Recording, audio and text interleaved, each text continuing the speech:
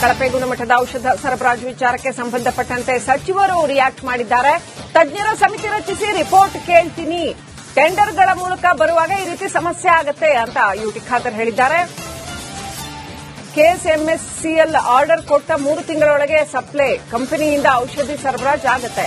ಎಲ್ಲಾ ಜಿಲ್ಲೆಗಳಲ್ಲೂ ಕೂಡ ಔಷಧಿ ಪರಿಶೀಲನೆಗೆ ಸೂಚನೆ ಕೊಟ್ಟಿದ್ದೀನಿ ಅಂತ.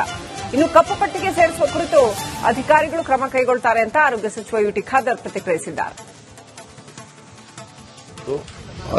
ಇಲ್ಲ, ಇದನ್ನೆಲ್ಲ ಕೂಡ ನಾನು ನಮ್ಮ PRS ಪ್ರಿನ್ಸಿಪಲ್ ಸೆಕ್ರೆಟರಿ ಹೇಳಿದ್ದೇನೆ ಅಧಿಕಾರಿಗಳಿಗೆ. ಇದಕ್ಕೊಂದು ಸಮಿತಿ, ತಜ್ಞರೊಂದು ಸಮಿತಿ ರಚಿಸಿ ರಿಪೋರ್ಟ್ ತನ್ನಿ. ಯಾಕಾಗಿ ಈ ರೀತಿ ಆಗ್ತದೆ?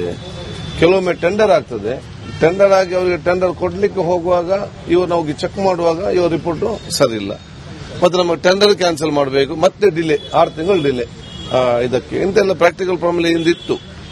ಯಾಕೆ ಮತ್ತೆ ಆಗ್ತಾ ಹೇಳಿಕೊಂಡು ಅದಕ್ಕೆ ಏನು ಅದನ್ನು ಸರಿಪಡಿಸಿ ಹೇಗೆ ಮಾಡಬಹುದು ಅಂತ ಹೇಳಿಕೊಂಡು ನಮ್ಮ ಅಧಿಕಾರಿಯವರಿಗೆ ಹೇಳಿದ್ದೇವೆ. ಅವರು ನಮಗೆ ಮಾಹಿತಿ ಕೊಡ್ತಾರೆ, ಅದಕ್ಕೆ ಅನುಗುಣವಾಗಿ ನಾವು ಕ್ರಮ ತಗೊಳ್ತೇವೆ.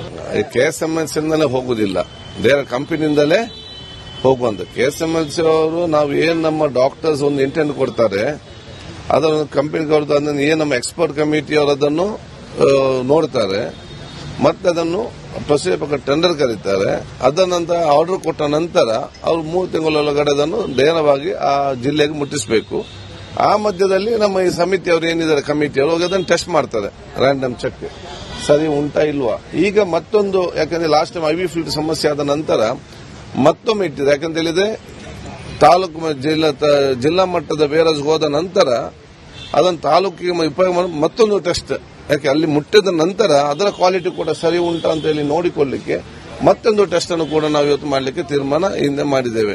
ಇಲ್ಲ, ಇದನ್ನೆಲ್ಲ ಕೂಡ ನಮ್ಮ PRS ಅಪ್ಡೇಟ್ ಪಡ್ಕೊಳ್ಳೋಣ. ಪ್ರತಿನಿಧಿ ಚರಣ್ ಕನೆಕ್ಟ್ ಆಗಿದ್ದಾರೆ. ಚರಣ್, ಈಗ 26 ಕಂಪನಿಗಳು ಈ ರೀತಿ ನಕಲಿ ಔಷಧ ತಯಾರು ಮಾಡ್ತಾ ಇರೋದು ಅಥವಾ ಗುಣಮಟ್ಟವಿಲ್ಲದ ಔಷಧಿಗಳನ್ನ ತಯಾರು ಮಾಡ್ತಾ ಇರೋದು ಬೆಳಕಿಗೆ ಬಂದಿದೆ. ಕೇವಲ 6 ಕಂಪನಿಗಳ ವಿರುದ್ಧ ಮಾತ್ರ ಕ್ರಮ ಆಗಿದೆ.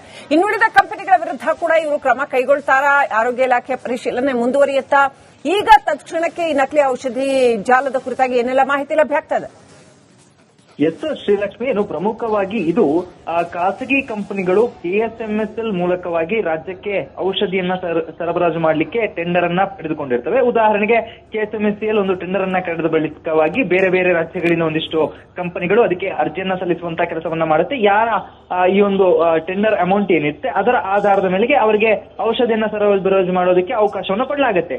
ಔಷಧಿಗಳು ಸರಬರಾಜು ಆಗುವುದಕ್ಕಿಂತ ಮುಂಚಿತವಾಗಿ KSMSL ನಲ್ಲಿ ಇದರ ಔಷಧಿಗಳ ಪ್ರಯೋಗವನ್ನ ಕೂಡ ಮಾಡಲಾಗುತ್ತೆ, ಅದರ ಪರಿಶೀಲನೆಯನ್ನು ಕೂಡ ನಡೆಸಲಾಗುತ್ತೆ. ಆ ಒಂದು ಸಂದರ್ಭದಲ್ಲಿ ಸುಮಾರು 26 ಕಂಪನಿಗಳಿಂದ ಈ ಕಳಪೆ ಔಷಧಿಗಳು ಸರಬರಾಜು ಆಗಿರುವಂತದ್ದು ಪತ್ತೆ ಆಗಿರುವಂತದ್ದು. ಅದರ ಜೊತೆಗೆ 15 ಏನು ಕಂಪನಿಗಳೇನಿದೆ ಅವುಗಳನ್ನ ಕಪ್ಪು ಪಟ್ಟಿಗೆ ಸೇರಿಸುವಂತಹ ಕೆಲಸವನ್ನ ಕೂಡ ಮಾಡಲಾಗಿದೆ. ಆದ್ರೆ ಪ್ರಮುಖವಾಗಿ ಕೇವಲ 6 ಕಂಪನಿಗಳ ಮೇಲೆ ಈಗ ಕ್ರಿಮಿನಲ್ ಕೇಸ್ಗಳನ್ನ ದಾಖಲು ಮಾಡುವಂತಹ ಕೆಲಸವನ್ನ ಮಾಡಿರುವಂತದ್ದು. ಇನ್ನುಳಿದಂತಹ ಕಂಪನಿಗಳೇನಿದೆ ಅವುಗಳನ್ನ ಬರೀ ಕಪ್ಪು ಪಟ್ಟಿಗೆ ಸೇರಿಸುವಂತದ್ದು ಮತ್ತೆ KSMSL ಟೆಂಡರ್ ನಲ್ಲಿ ಭಾಗಿಯಾಗೋದ್ರಿಂದ ಕೈ ಬಿಡುವುದಂತೂ ಮಾಡಿರುವಂತದ್ದು.